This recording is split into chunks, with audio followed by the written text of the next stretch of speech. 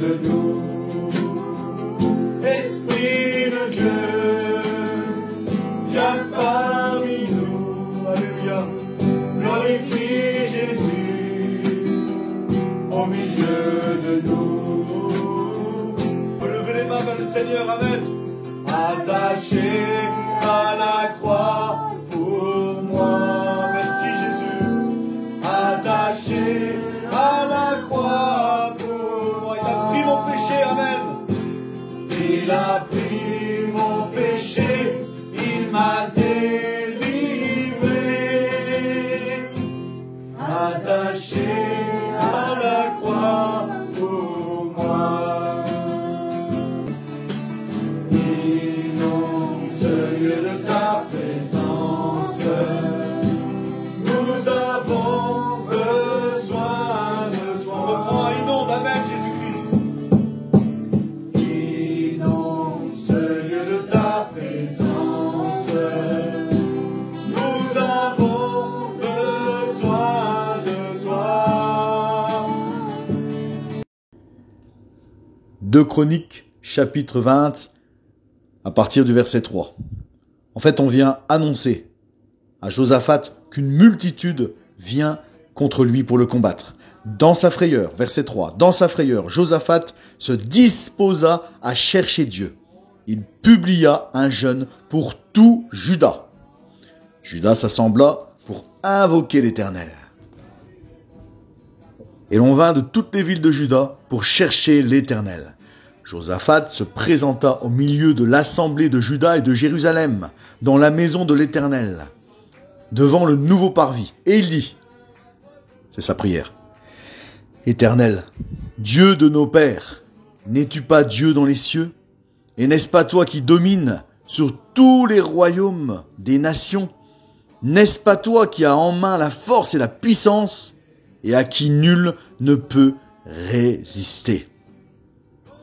Et par la suite, l'Éternel va exaucer la prière. L'Éternel va leur dire, je vais combattre pour vous. Regardez la délivrance que Dieu va vous accorder en ce jour. Face à la menace de ses ennemis, la Bible dit que, dans sa frayeur, Josaphat se disposa à chercher Dieu. Et Dieu les a délivrés et Dieu a combattu pour eux. Nous aussi, face à nos problèmes, nous devons premièrement invoquer notre Dieu. Nous aussi, comme Josaphat, on peut être accablé par des problèmes qui peuvent nous faire peur. À noter que Josaphat a publié un jeûne.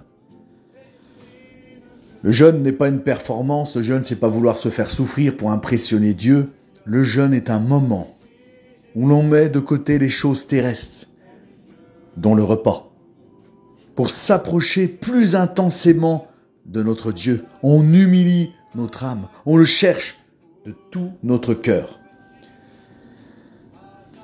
Face à nos difficultés, nous avons cette grâce de pouvoir jeûner, de pouvoir combattre dans la prière.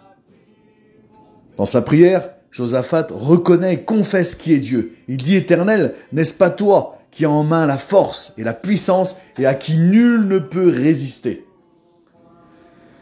Il y a un autre passage dans la Bible qui dit que Dieu appelle à l'existence ce qui n'existe pas. Dieu a déjà toutes les solutions pour chacune de tes épreuves.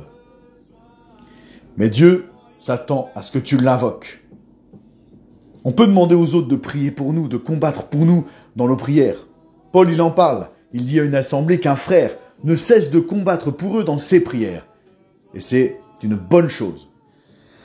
Mais nous-mêmes, premièrement, nous devons prier. Nous devons nous tourner vers Dieu dans le lieu secret. Venez à lui. Matthieu 11, au verset 28. Venez à moi, vous tous qui êtes fatigués et chargés. Jésus dit que c'est là qu'ils vont trouver le repos de leurs âmes. Parce que les exigences de Jésus-Christ sont légères. Alors tu vois, être dans cet état de fatigue, crouler sous les problèmes, être envahi par des pensées sombres, être au bout du rouleau, être dans une impasse, avoir l'impression que tout est confus dans ta vie, eh bien cela peut nous arriver à tous. Mais pour Dieu, c'est une bonne situation. Cet état, cette condition par laquelle tu passes. C'est l'idéal pour Dieu, pour que tu entres dans son repos. Dieu n'est-il pas celui qui change les déserts en fleuves? N'est-il pas celui qui change les ténèbres en lumière? N'est-il pas celui qui crée du néant l'existence? N'est-il pas celui qui reforme ce qui est déformé? Mais votre repos, ton repos, nécessite une seule chose que tu dois faire. Venir à Christ tel que tu es. Jésus a dit, venez à moi tel que vous êtes.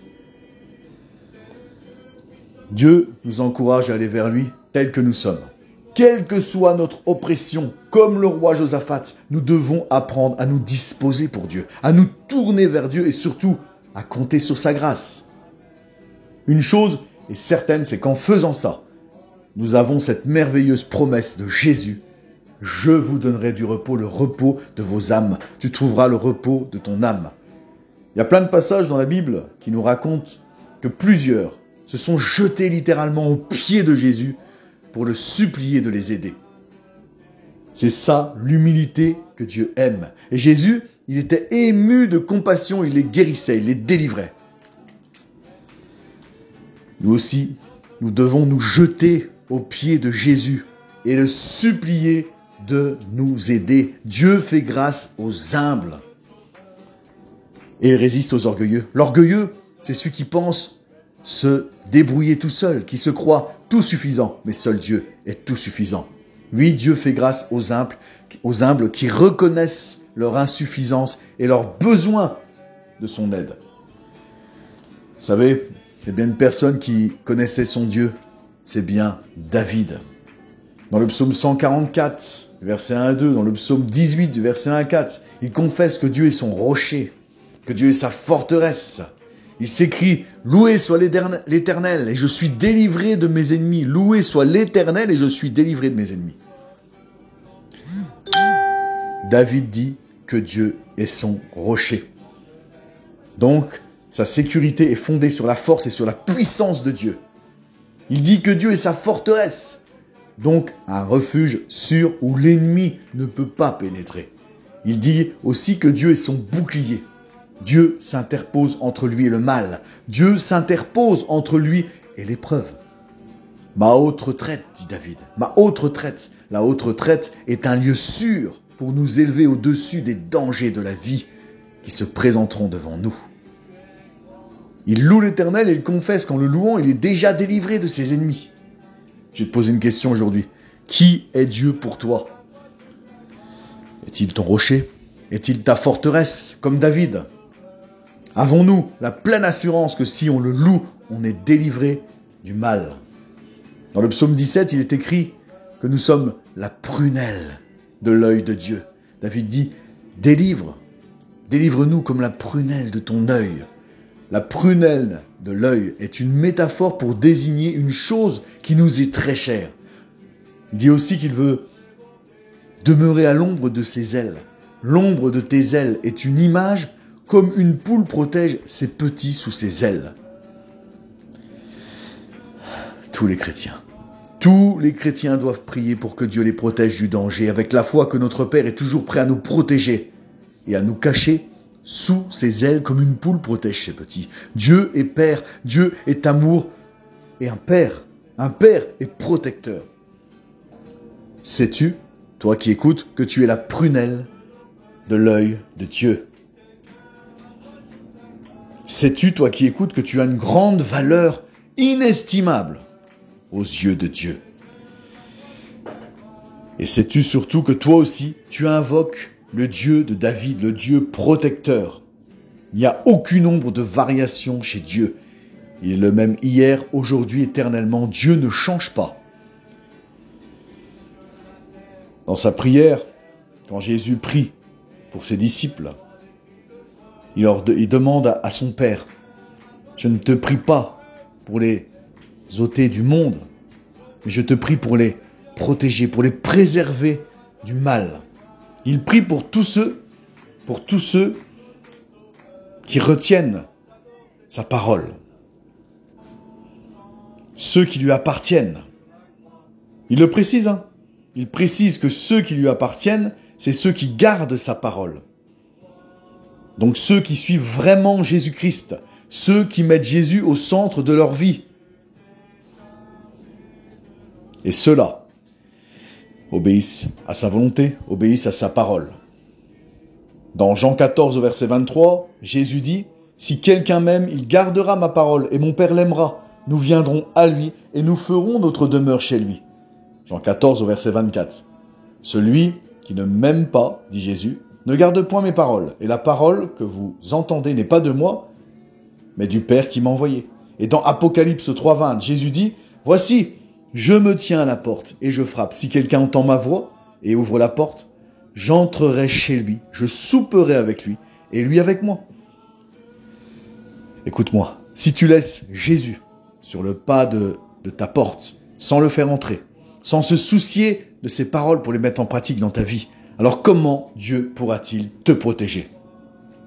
Tu dois laisser Jésus entrer dans ta maison, au cœur de ta vie. Il pourra agir dans ta maison et alors il pourra te protéger.